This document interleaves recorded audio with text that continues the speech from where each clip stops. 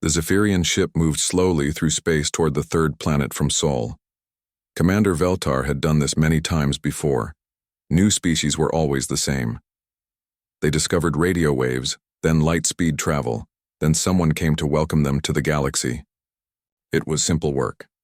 His ship, the Harmony's Edge, was built for peace talks. It had good communication equipment and comfortable meeting rooms. The weapons were small, just enough to defend against pirates. Most new species were impressed by the ship's size and technology.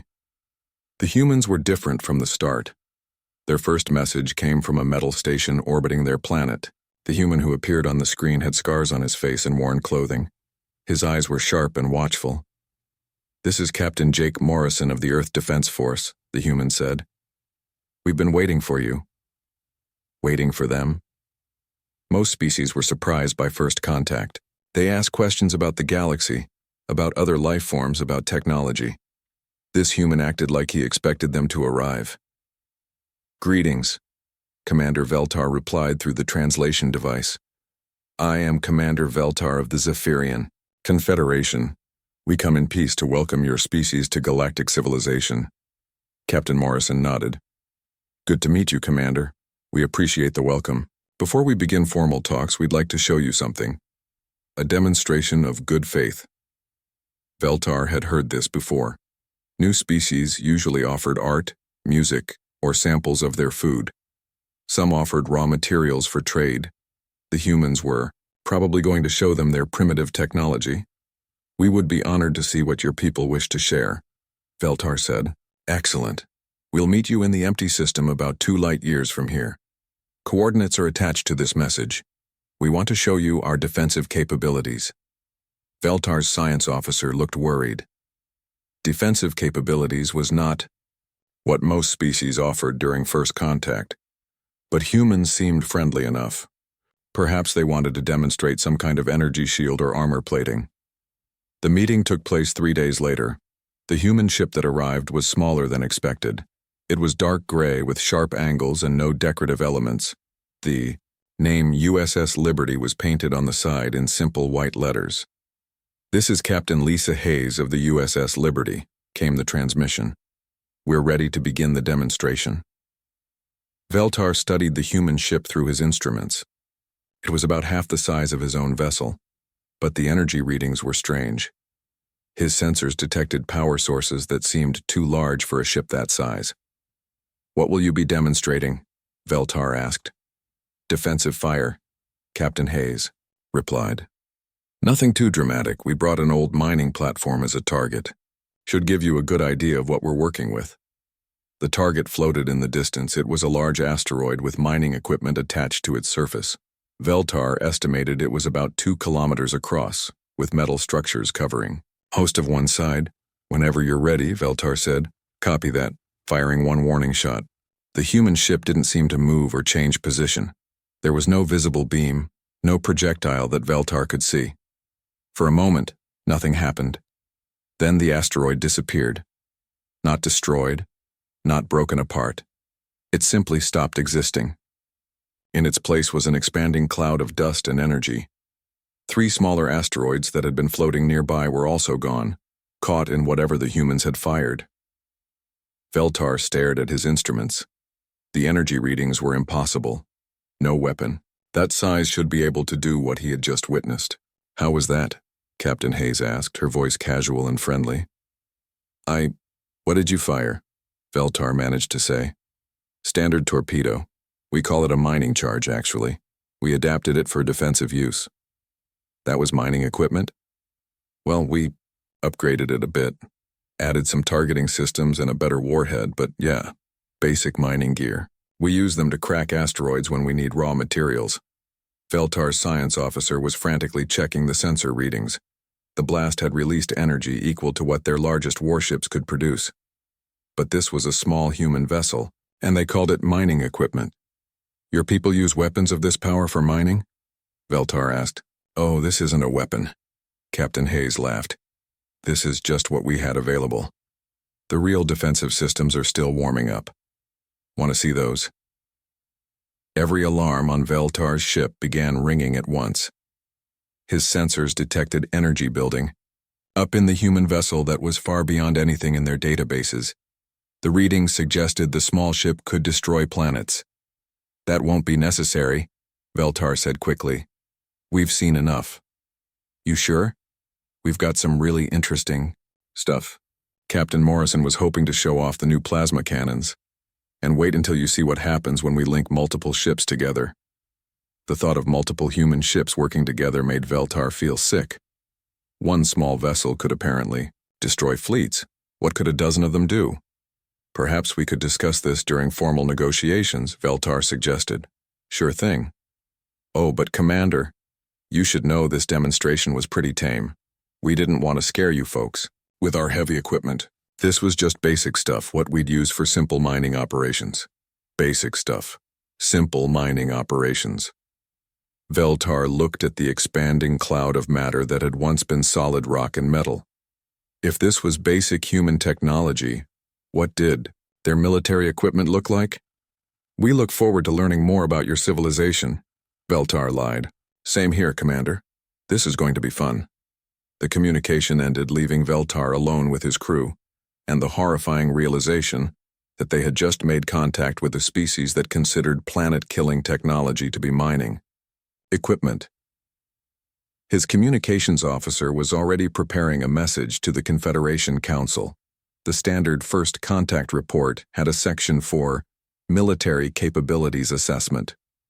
Veltar stared at the form, trying to figure out how to explain what he had just witnessed.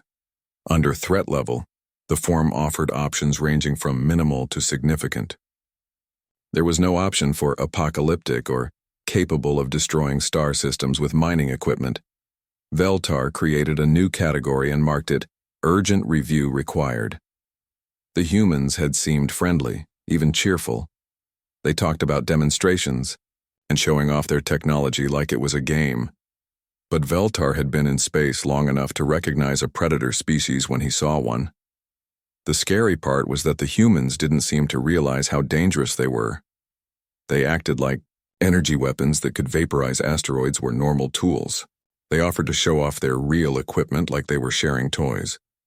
As the Harmony's edge turned toward home, Veltar wondered what other surprises humanity might have waiting for the galaxy.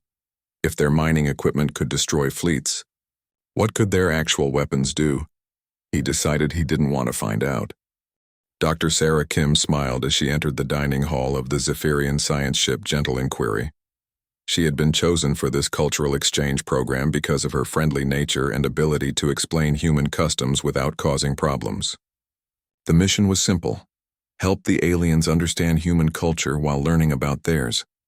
The Zephyrians had prepared a special meal for her. The food was colorful and smelled like flowers. 3 officers sat at the table, their purple skin glowing softly in the ship's lighting. They seemed nervous but excited to meet their first human guest. "Please sit with us," said Lieutenant Keltha, gesturing to a chair with one of her 4 arms. "We are very curious about human society." Sarah sat down and tried the alien food. It tasted sweet and made her tongue tingle slightly. "This is delicious. Thank you for having me aboard your ship." Commander Veltar, who had met the humans during first contact, sat across from her. He still looked worried, but he was trying to be polite. "Dr. Kim, we hope to understand your people better. Perhaps you could tell us about human recreational activities?" Sarah brightened up. This was an easy topic. "Oh, we have lots of fun activities. There's paintball, for example. It's really popular back home." "Paintball?" Lieutenant Keltha asked. "It's a team sport where we hunt each other through different areas using guns that shoot paint pellets. You have to eliminate the other team by hitting them with paint. It's like a combat simulation, but fun." 2 of the Zephyrian officers made choking sounds. The third one fell backward in her chair and hit the floor with a thud. "Combat simulation?" Commander Veltar asked weakly. "For entertainment?" Sarah nodded enthusiastically. "Oh yes, it's great exercise. We wear protective gear and use special guns that fire paint instead of bullets. My brother Jake runs a paintball business. People pay him to hunt them through old warehouses and forests." "Your species pays to be hunted?" "Well, they hunt each other. It's more fun when both teams are trying to win. Though Jake also runs special games where one person tries to survive against a whole team. Those are really challenging. The Zephyrian who had fallen over was being helped back to her chair by the ship's medical officer. She looked pale, even, for a purple alien. Are there other human recreational activities? Commander Veltar asked, though he looked like he didn't really want to know. Lots of them, Sarah said cheerfully. There's laser tag, which is similar to paintball, but with light beams. Airsoft uses plastic pellets instead of paint. Then there are the contact sports like boxing, wrestling, and mixed martial arts. Mixed martial arts? Combat sports where people fight using different fighting styles. They punch, kick, and grapple until one person gives up or gets knocked unconscious. It's very popular on television. Lieutenant Keltha was making small whimpering sounds. My cousin Mike runs more advanced paintball games, Sarah continued. He uses military equipment and sometimes live ammunition for the experienced players. Live ammunition? Commander Veltar's voice was barely a whisper. Oh, just rubber bullets and beanbag rounds mostly. The real bullets are only for the expert courses. Safety is very important, so they wear better armor for those games. The medical officer was now checking the vital signs of all three Zephyrian officers at the table. But surely these are unusual activities, Commander Veltar asked hopefully. Not really. Most humans enjoy some kind of competitive activity. Sports are huge in our culture. Football, hockey, racing.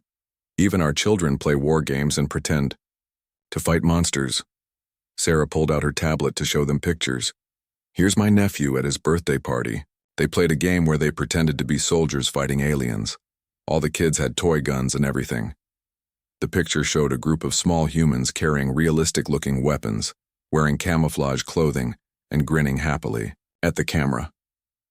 Your young engage in combat training, Lieutenant Keltha asked faintly. It's just pretend, but they love it. Kids are naturally drawn to adventure stories about heroes who fight bad guys. Speaking of which, would you like to see some of our entertainment media? Before anyone could object, Sarah activated the holographic display on her tablet. This is one of our most popular movies. It's called Demolition Day.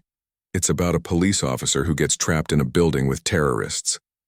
The hologram showed scenes of explosions, gunfights, and a man jumping through windows while shooting multiple weapons. The hero has to stop the bad guys from blowing up the building, Sarah explained as the movie showed the main character defeating enemies in increasingly violent ways. He eliminates all the terrorists and saves the hostages. It's considered a family film. Family film? Commander Veltar stared at the images of destruction and mayhem. Sure, it's not too scary for children. My nephew loves it. Not as much as the war movies, though. Those have bigger battles and more explosions. Sarah scrolled through her movie collection. This one's called Steel Thunder. It's about tank crews fighting in a big war. And this is Sky Warriors, about fighter pilots. Oh, and here's Galactic War, which is about space battles. Do all human stories involve combat? Lieutenant Keltha asked. Well, the popular ones do. People like action and adventure. We also have video games where you can participate in the stories yourself. Sarah showed them footage from a popular game. This is called Planetary Conquest. You build armies and conquer star systems. My nephew holds the high score. He eliminated over 40 billion enemy units in his best campaign. 40 billion simulated deaths? Commander Veltar asked. It's just a game, but the military uses similar programs for training. They say it helps soldiers think strategically about large-scale operations. The Zephyrian medical officer administered something to Lieutenant Keltha, who was hyperventilating. These games sound very advanced, Commander Veltar said carefully. Oh, they are. The graphics are amazing now. You can see individual explosions and casualties. My nephew says the physics are so realistic that you can feel like you're really commanding. Massive battles. Sarah showed them more games. Racing games where vehicles crashed spectacularly, survival games where players fought dangerous creatures, and strategy games involving the conquest of entire civilizations. We have educational games too, she added, helpfully. History simulations where you can fight in famous battles, science games about building weapons, and even cooking games where you prepare exotic foods. Cooking games involve weapons? Lieutenant Keltha whispered. Well, you use knives and fire and sometimes dangerous ingredients. Cooking can be risky if you're not careful. Commander Veltar looked at his medical officer, who shook her head, sadly. They were going to need more medication.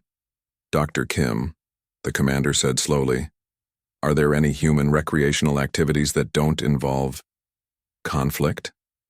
Sarah thought about this seriously. Well, there's extreme sports, mountain climbing, skydiving, deep-sea diving, motorcycle racing. Those are more about challenging yourself against dangerous environments.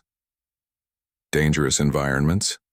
Heights, speed, wild animals, natural disasters. Humans like to test themselves against difficult conditions. It's exciting.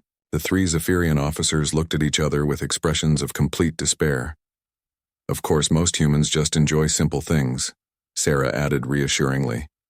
Reading books about adventures, watching sports competitions, playing music, spending time with family. Commander Veltar felt a moment of hope. Though even our music often tells stories about heroes and battles, Sarah continued, and our sports can get pretty intense. Have you heard of ice hockey? The players wear armor and fight each other with sticks while moving at high speed on frozen water. The hope died quickly, as Sarah continued describing human culture with cheerful enthusiasm. Commander Veltar realized that his species had made a terrible mistake. They had assumed humans were like other species. They had thought the weapons demonstration was unusual behavior. Now he understood that combat, competition, and controlled violence were woven into every aspect of human society. What they considered entertainment would be classified as military training by most galactic species. The scariest part was that Dr. Kim seemed like one of the gentler humans. She had been chosen specifically for her peaceful nature and diplomatic skills. If this was what peaceful humans considered normal recreation, what did their warriors do for fun? Commander Veltar decided he really didn't want to find out.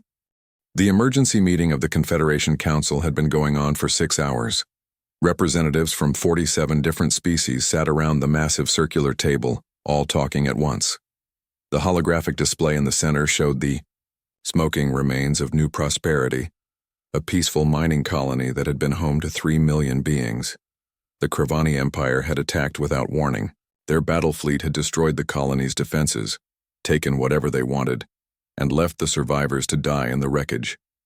It was the worst act of aggression the galaxy had seen in 200 years. Admiral Thanks of the Altarian fleet stood at the display pointing to star charts with his 6 arms. The Kravani have committed 18 heavy cruisers and 4 battleships to this sector. Their fleet is moving toward the Balani system next. We cannot allow this to continue, declared Council Leader Vexara. The Kravani must face consequences for their actions. What do you propose? Asked Admiral Veltar. Since his encounter with the humans, he had been promoted to head of military planning. The promotion came with constant nightmares about asteroid vaporizing, mining equipment. Admiral Thenix activated new charts. We deploy the combined might of 12 species, 847 vessels including 34 dreadnoughts, the largest fleet in Confederation history. The representatives murmured their agreement. It was an overwhelming show of force. No single battle group could stand against such numbers. Representative Amy Johnson of Earth sat quietly at the far end of the table. She had been listening to the debate with the kind of polite attention that Admiral Veltar had learned to fear. When she finally spoke, her voice was calm and friendly.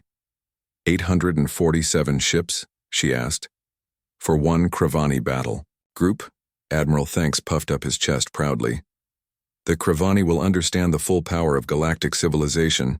They will surrender rather than face such overwhelming force. Amy consulted her tablet, frowning slightly. And you're planning to use 800 ships against 22 enemy vessels? We believe in absolute certainty of victory, Admiral Thanks replied stiffly. I see. Amy's smile was the same expression Admiral Veltar remembered from Captain Morrison. It made his stomach hurt. Earth would like to volunteer for this operation. Excellent news, Council Leader Vexara said. How many ships can humanity contribute to our fleet? 1. The silence that followed was so complete that the air recycling system seemed loud. Admiral Thanks cleared his throat. Did you say 1? Ship? The USS Retribution, Amy confirmed, still smiling. Captain Dan Murphy has been looking for something interesting to do. This seems like good practice. Practice? Admiral Veltar asked weakly. We've been testing some new equipment. This would give us a chance to see how it works under real conditions. Admiral Thanks looked confused. Representative Johnson, perhaps you don't understand the situation. The Kravani battle group represents enough firepower to destroy a planet. That's nice, Amy replied cheerfully. The Retribution carries enough firepower to destroy a solar system. Captain Murphy has been complaining that he never gets to use the interesting weapons. Solar system? Council Leader Vexara's voice cracked. The really big guns are mostly for show, Amy said reassuringly.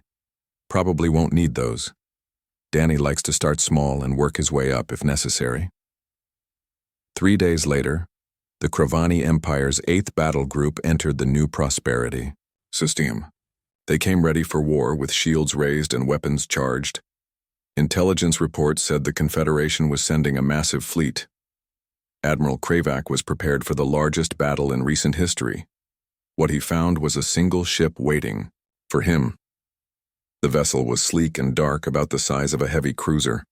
It hung motionless in space near the ruins of New Prosperity. No other ships were visible on any sensors. One ship? Admiral Kravak laughed. The Confederation sends one ship against the might of the Kravani Empire? Sir, his sensor officer reported. The energy readings from that vessel are unusual. How unusual? The power output is beyond our measuring system, sir. It's like trying to measure a star with a thermometer. Admiral Kravak studied the alien ship. It looked harmless. Enough. Signal the fleet. All ships prepare for attack formation. We'll make quick work of this fool. The communication channel crackled to life. A human voice came through, sounding relaxed and slightly bored.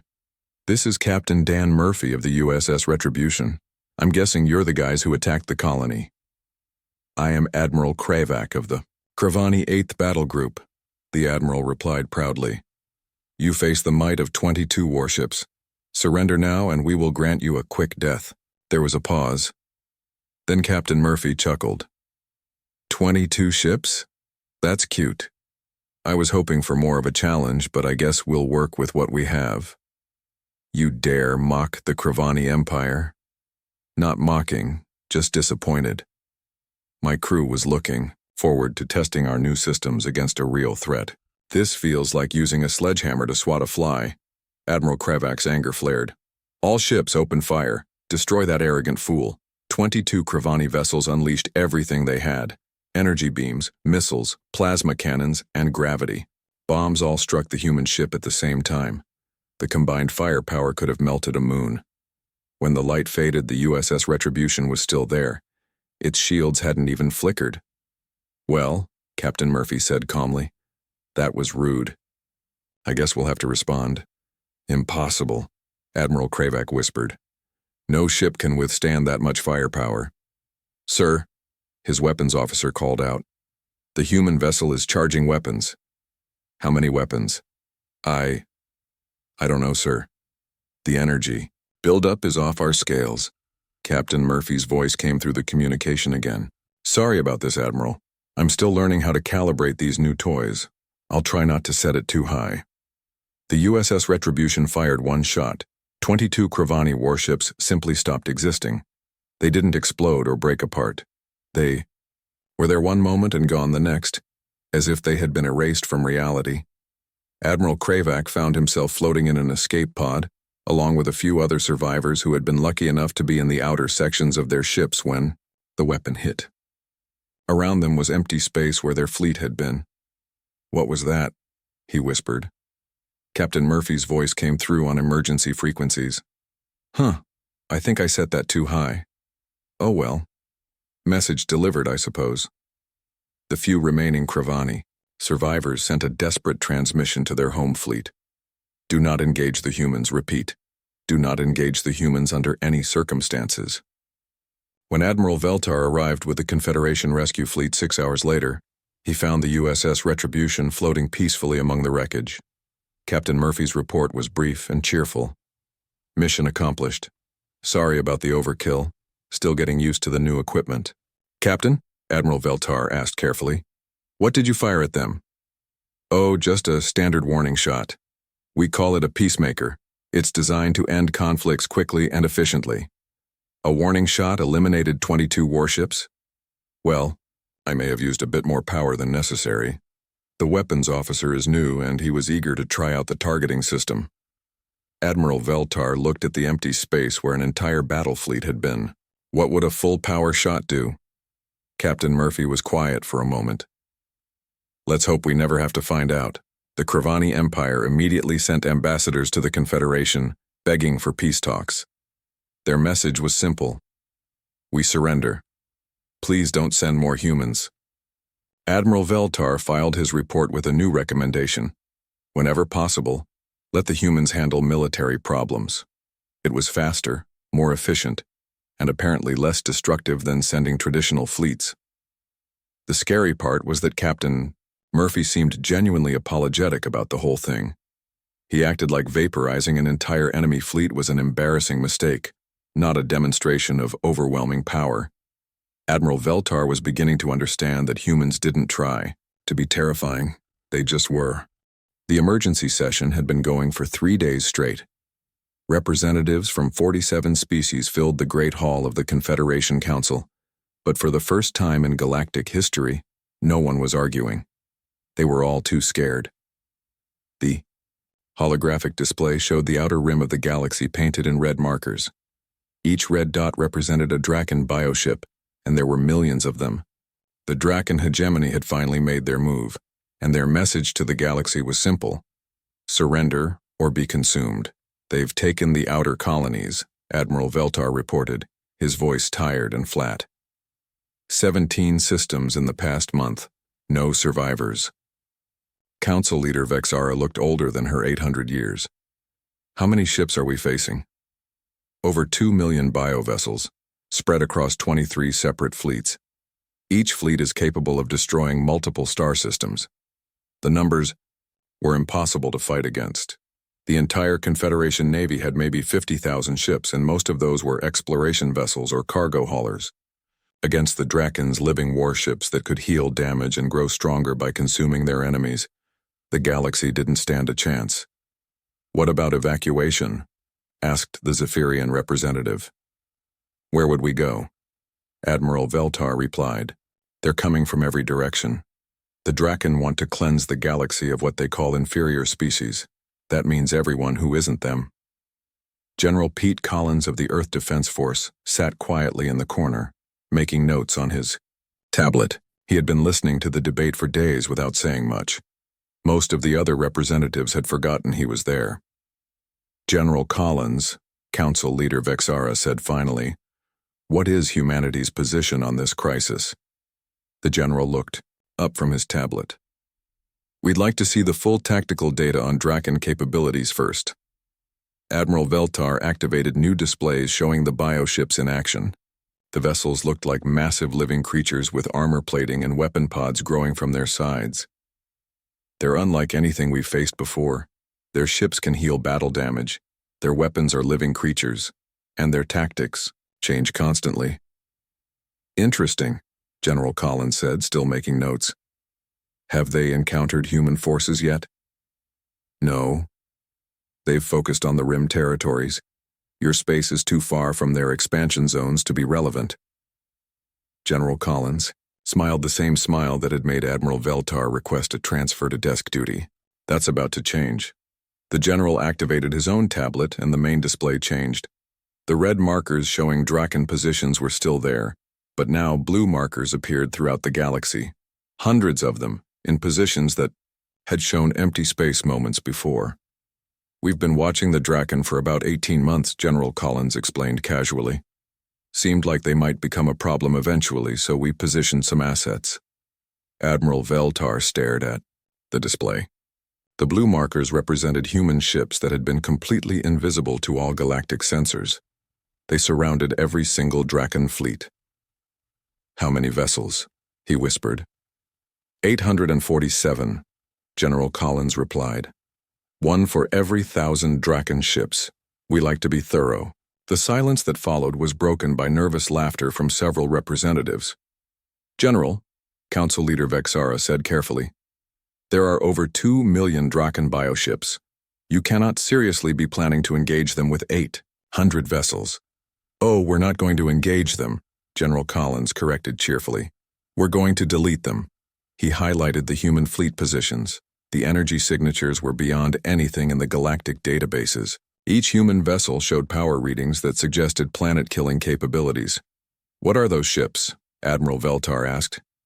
We call them problem solvers, General Collins said. Each one carries enough firepower to crack a moon. Should be more than sufficient for this situation. Admiral Veltar felt dizzy. You're going to attack 2 million bioships with weapons designed to destroy moons? Well, we considered using the bigger guns, but Captain Morrison thought that might be overkill. These should get the job done without making too much of a mess.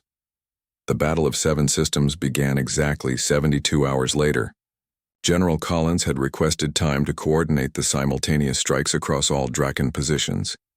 He wanted the operation to be clean and efficient. Admiral Veltar watched the battle from the bridge of his flagship, monitoring communications. From across the galaxy, every Confederation vessel had been ordered to maintain safe distance from the combat zones. At exactly 0800 Galactic Standard Time, the human ships opened fire. The weapons they used had no name in any galactic language. Instead of energy beams or missiles, they fired small metallic spheres that moved faster than most sensors could track. The spheres ignored Draken bioarmor, passed through their living shields, and settled into the heart of each enemy vessel. Then, they activated. What happened next was what human scientists called molecular disassembly. The Draken bioships, along with their crews and all their living weapons, were converted into basic atoms in less than a second. 2,300,000 and 47 vessels became expanding clouds of hydrogen, carbon, and scattered elements. The entire operation lasted 5 minutes. Status report, Admiral Veltar requested, his voice barely audible. General Collins consulted his tablet with the expression of someone checking the weather. All Draken forces eliminated. 0 human casualties. The problem solver fleet is already heading home. All Draken forces, every ship, every station, every military installation. General Collins looked up with satisfaction. Oh, we also took care of their homeworld. Didn't want them rebuilding. You destroyed their homeworld? Sterilized the military targets, General Collins clarified. The civilian population was relocated to suitable planets in neutral space. We're not monsters, Admiral. Admiral Veltar tried to process what he had just heard. In 5 minutes, humanity had eliminated a threat that had terrified the galaxy for generations. They had done it so efficiently that there were no human casualties at all. What would you have done if those weapons hadn't been sufficient? He asked. General Collins paused his note-taking and looked up with the expression that every species in the galaxy had learned to fear. It was polite, friendly, and absolutely terrifying. We would have asked them nicely to stop, he said. And, if that hadn't worked, we would have gotten creative. Admiral Veltar didn't ask what getting creative meant. Some knowledge was too dangerous to possess. Later, when filing his report, Admiral Veltar tried to explain what had happened to species that hadn't witnessed it. How could he describe weapons that turned living ships into scattered atoms? How could he explain a military force that considered moon-cracking weapons to be appropriate for routine operations? The Draken War, as historians later called it, lasted 5 minutes and resulted in the complete elimination of a species that had threatened galactic civilization for centuries. It was the most decisive military victory in recorded history. The scary part was that General Collins had seemed disappointed by how easy it was. I was hoping they'd put up more of a fight, he mentioned during the debrief. Captain Stevens wanted to test the new gravity bombs, but there wasn't really a need. Admiral Veltar made a mental note to never ask about gravity bombs. Ever. Dr. Elena Martinez walked through the massive doors of the Confederation Archive, the most secure building in the galaxy. She was the first human ever granted access to the classified files that contained psychological profiles of every known species. Her job was simple but important: help the galaxy understand why humans were so different. The archive contained information on 847 different species from across known space. Each file was thick with data collected over millions of years of contact and study. Dr. Martinez had been reading for weeks, and a disturbing pattern was becoming clear. Every species followed the same basic path. They developed intelligence, built civilizations, discovered other life forms, and eventually learned to control their violent impulses. War became limited, responses became measured, and conflicts were resolved through negotiation whenever possible. Every species except humanity. Dr. Martinez sat in the council chamber facing representatives from 12 different species. They all looked nervous, which had become the standard expression when dealing with humans. The Zephyrian Psychology Council had specifically requested this meeting after reviewing her preliminary findings. "Dr. Martinez," said Dr. Kelthan, adjusting her robes with trembling tentacles, "please explain what you have discovered about human development." Elena activated the holographic display showing comparative charts. "Every species in your files learned the same basic lesson from warfare. Fighting leads to destruction, so they developed ways to limit conflict. Proportional response, graduated escalation, negotiated settlements. These concepts are universal." "But humans are different?" asked Dr. Vrental of the Altarian Institute. "Humans learned the exact opposite lesson," Elena replied.